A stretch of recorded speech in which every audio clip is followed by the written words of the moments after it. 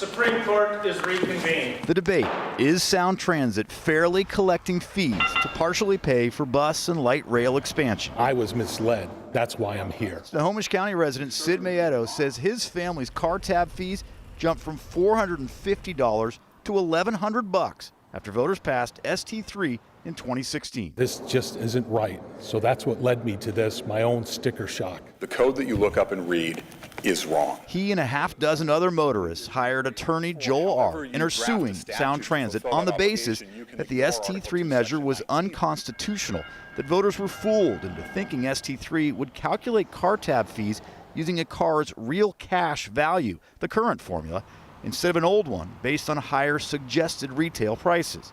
Ard said that information was not made available to voters. There was no fraud and deception here. Attorneys for Sound Transit argue legislators followed state law when they sent the measure to the ballot, knowing full well what the fee formula would be. The purpose of the statute was not to allow a taxpayer to calculate their tax. It was to state the law, to delegate authority to Sound Transit to impose the tax. That's not the way the law works.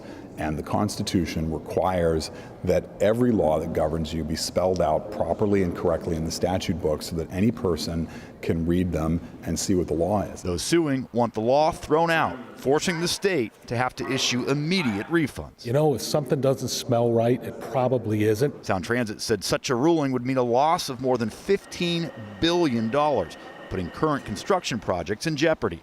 But following the Supreme Court hearing, a spokesperson for Sound Transit said they are confident in their legal position. It's not clear when a ruling will be announced. Drew Mikkelsen, King 5 News.